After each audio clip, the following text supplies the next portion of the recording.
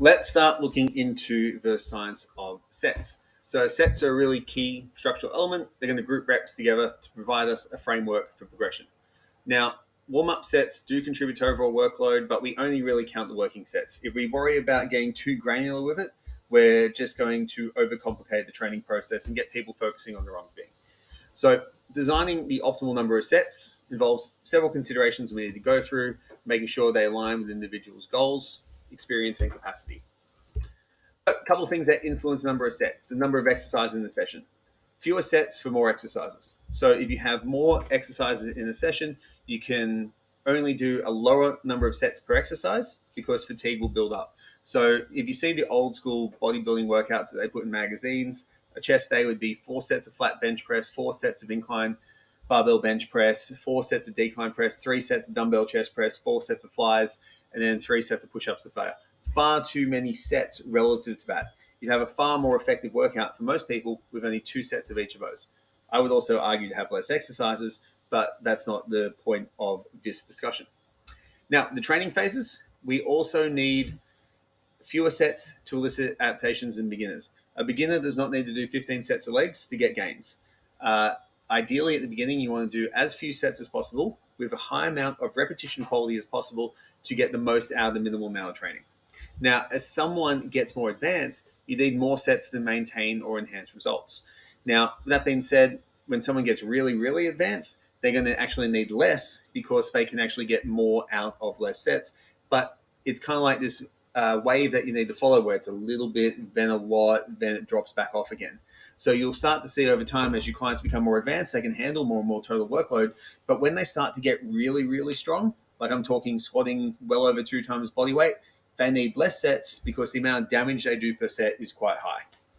And for your endurance goals, fewer sets are sufficient.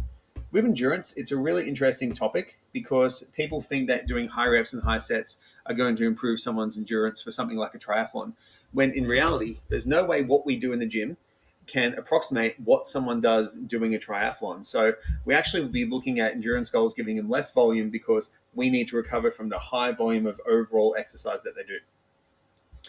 And then the number of muscle groups trained per session will influence sets as well, because you can only do so many sets per muscle group due to time, but you can offset that by training that muscle group more frequently throughout the week. So if you're doing a body part split program, you would do more sets for those particular body parts in that workout. But if you were splitting it up over 2 workouts, you would actually just cut that volume in half per workout and probably get more out of it. For most people, you would have to test and see how your clients respond. As a general rule of thumb, beginners will need more exposures to the actual exercise. And if you're looking at advanced, they need less exposures because they're better at doing it and they induce a higher level of fatigue every single time they do that particular workout. So if I squat 200 kilos for a set of 5 versus someone who does 100 kilos for a set of 5, that 100 kilo person can train twice in a week and they'll be able to have the recovery to get away with it. For myself doing 200, I'm not going to get away with that because that 200 kilo squat set is going to be really fatiguing. So it's something that we need to change over time based on how strong our lifter gets.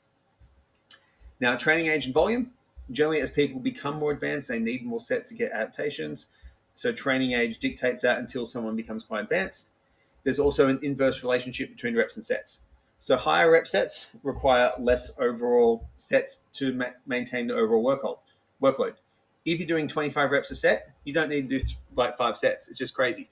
But if you're only doing 2 reps per set, you may do between 5 and 10 to make sure someone gets a decent amount of work in.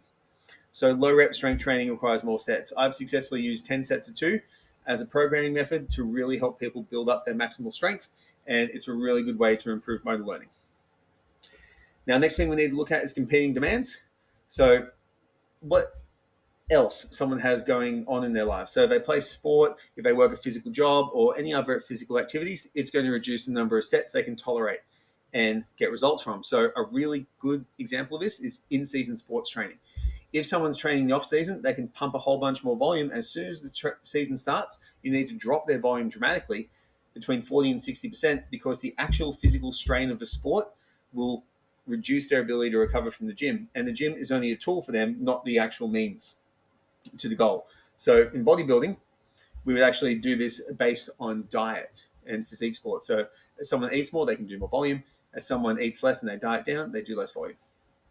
Now, for training goals, generally hypertrophy and strength, more sets are beneficial, rule of thumb, and fat loss, set volume is less critical because our goal is preserve muscle rather than build muscle, and you need a little bit less work to maintain than you do to build.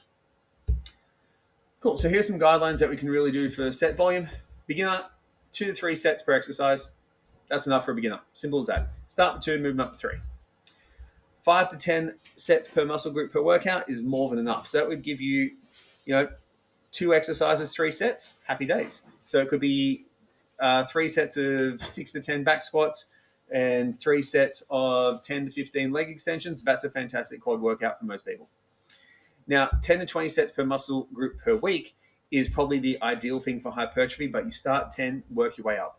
The way to determine someone's overall sets they should do per week, per muscle group, is based on the law of diminishing returns. So if someone can continually progressive overload at a low volume, keep them there. Progressive overload is the key. If they find that they are doing that okay and they're just really starting to feel like they're just accelerating and they feel great, you can add more volume overall until it starts affecting their ability to progressively overload. Now, in strength training, need to align set volume with exercise selection and fatigue management. So high systemic load exercises like deadlifts get fewer sets.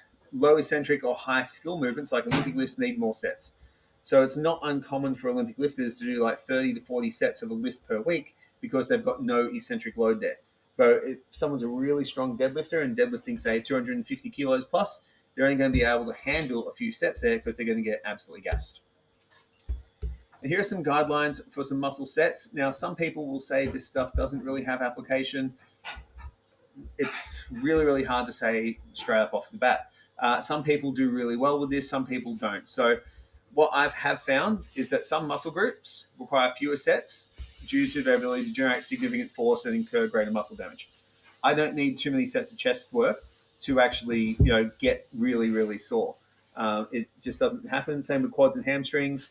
They require fewer sets. So I actually do less volume on them because I'm quite strong with those lifts. And what happens is they incur a whole lot of muscle damage, so we don't really stress about doing too much volume. As long as we progressive overload, we win. Smaller muscles, arms, shoulders, calves, they can handle more sets because they seem to recover faster. I think the damage done to the muscle is the same, but due to the size of the muscle and the amount of systemic load it can handle, I do think they recover faster. Some people are against that, but I can't see how my biceps, let's assume they can curl 50 kilos for 5 in a barbell, how that is going to have the same recovery stress as leg pressing 400 kilos for 15 on my quads. I can't see how the arms would take just as long to recover because the overall load is higher. And the argument people have against that, well, muscle's a muscle. Well, that's absolutely correct. A muscle is a muscle, but they will also then use the argument that doing deadlifts requires so much recovery because so much load is lifted. That same rule should apply to smaller muscles versus larger muscles. And you have rarely trained muscles like adductors and neck and things that people basically ignore. They respond well to minimum volume, 1 to 3 sets. Because they're so undertrained and they get trained in other things, it works really well. Now, how we apply this, start low, progressively increase. If you monitor recovery and performance so people feel good and their performance keeps going up, you can actually increase their volume until you see it go down. We are going to do some specific modules on hypertrophy, which will also allow us to fine-tune that set volume over individual muscle groups. So stay tuned for that module.